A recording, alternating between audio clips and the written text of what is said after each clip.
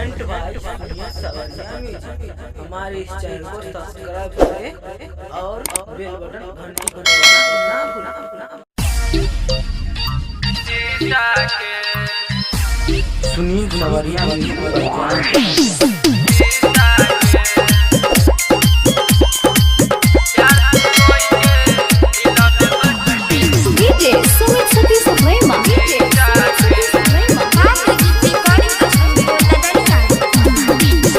छोरी हमारा के छोड़ ससुरा, के छोरी हमारा के छोड़ ससुरा, के छोरी हमारा के छोड़ ससुरा। अपन दुख हम कहू गे करा, छोड़ा त गेला छोरी पीछा गे। प्यार तू कोई के दिल में बस के तुर देला दिल हमर शीशा के। प्यार तू कोई के दिल में बस के तुर देला दिल हमर शीशा के।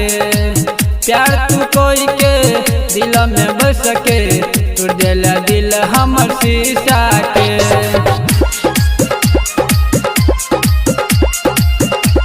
सुनिए सवरिया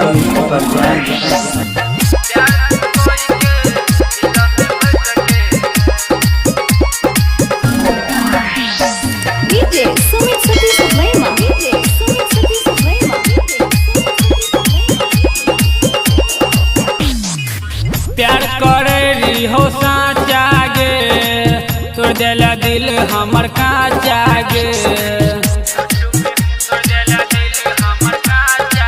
हमरा सनी मन मिलतौ ने दुल्हा तोरा अच्छा गे।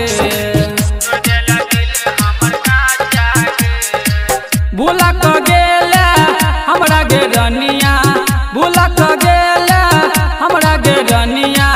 यदियो तो घूमे खूबे दिशा में, प्यार तू कोई के दिल में बस के तुर देला दिल हमर शीशा के। प्यार तू कोई के दिल में बस के तुर देला दिल हमर शीशा के। प्यार तू कोई के दिल में बस के तुर देला दिल हमर शीशा के।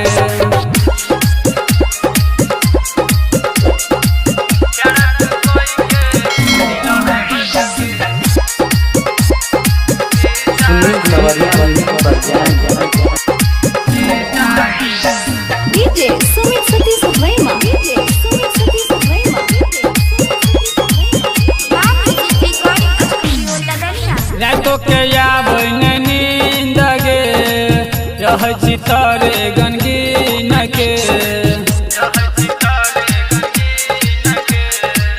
राइटर पर कस के लगेला सुख चैन सब छीन के।